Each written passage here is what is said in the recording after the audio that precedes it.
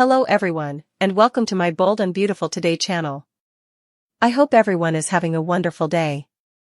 Before we begin, please hit the subscribe button and give this video a thumbs up.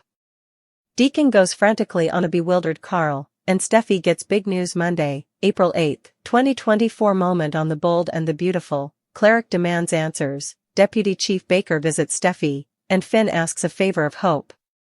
At the crematorium, Cleric loses his mind as the body is revealed to have 10 toes. Unfit to stop the cremation, the oven door closes. At Forrester, Steffy and Ridge go over how glad they're that Sheila is eventually gone. Ridge knows Lauren Fenmore must be relieved. Steffy recaps that they all are. Ridge asks, what about Finn? He blusters about Finn going to the keepsake and asks how Steffy feels. Steffy thinks Sheila meddled with her hubby's head. Now that she's gone, she hopes his connection to Sheila is gone too. Steffy doesn't want anything differently coming between them.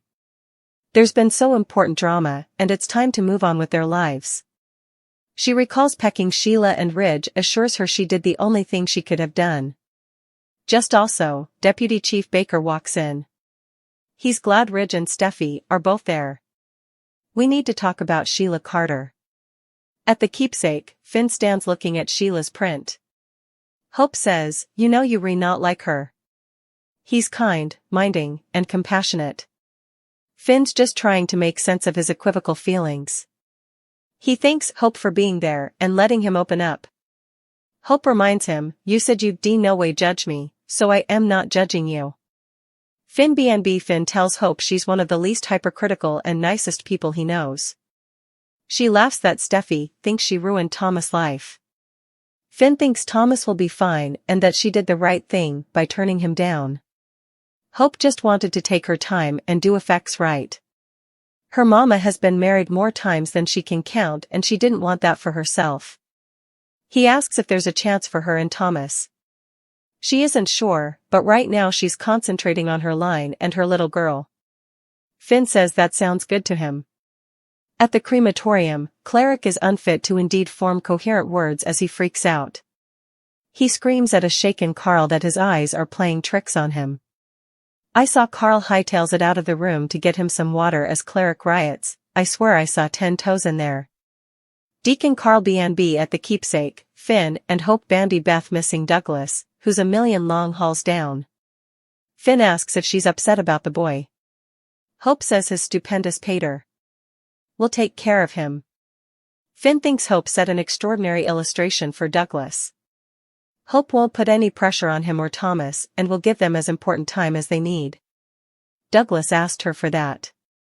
He knows she's just a phone call down. Finn thinks she's a guardian angel for him, which makes Douglas a lucky sprat. He has commodity to ask her and wants her to promise him commodity. Hope asks, you want me to promise you commodity? Finn says they musketeers, and this has to do with what happened with her and Thomas and how Steffy replied to it. He thinks she was too good for him, but what he's byword is that their families are connected and they need to get on. Especially her and Steffy, who work together. Their enmity is largely due to Liam, and they should be supporting each other. He asks Hope not to hold a grudge against Steffy for what happened with Thomas. He's gone, and who knows who she'll partake her life with. Mr. Wright might be staying in the bodies as we speak. He could indeed be someone they know. He recalls that one look at Steffy and he just knew. The same thing could be for you, if you let it. Finn concedes he's looking out for his woman. But also for Hope. Hope says Steffy is fortunate to have him, he's the total package. Your conduct would no way hurt Steffy or the kiddies. She tells Finn she'll consider what he's asked of her, but Steffy did stick her nose in her business. I do want everyone to get along too. Finn had a feeling she'd say that. Hope feels much more this unanticipated Croker's appointment. At Forrester, Baker brings up Deacon's keepsake for Sheila and also says he wants to go back to that night. He just got the word from the state that she was acting in tone defense last night. No charges will be brought.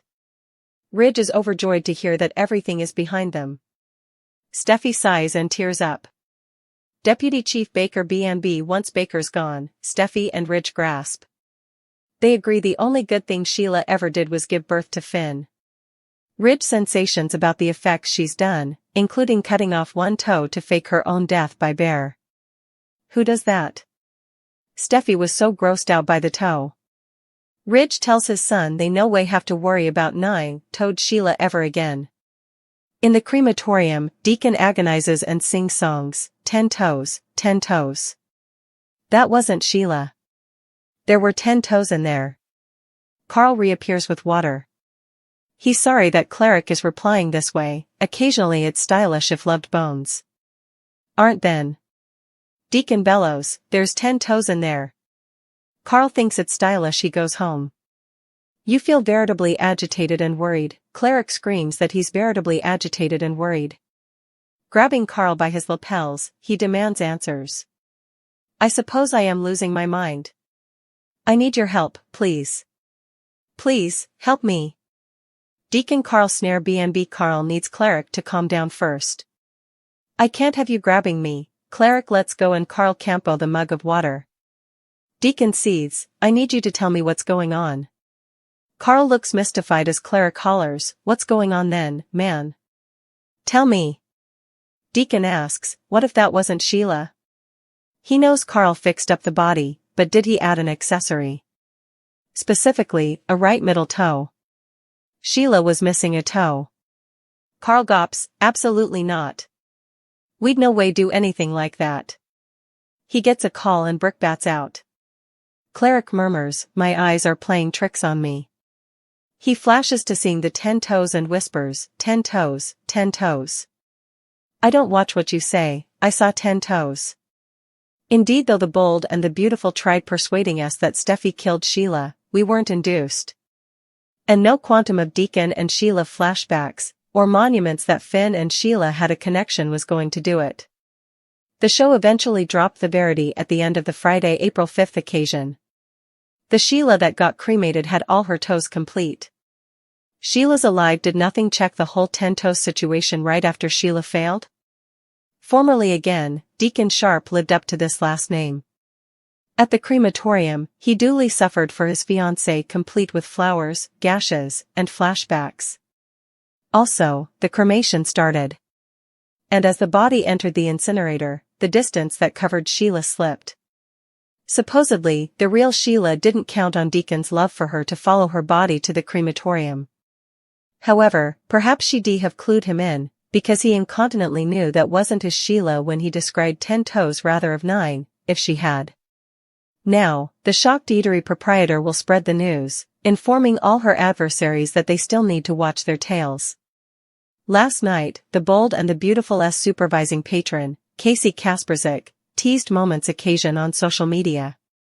He principally verified what suckers had been suspecting since Steffy picked Sheila weeks ago. The killer disclosure came just as Genoa City's Lauren Fenmore celebrated Sheila's demise with Eric.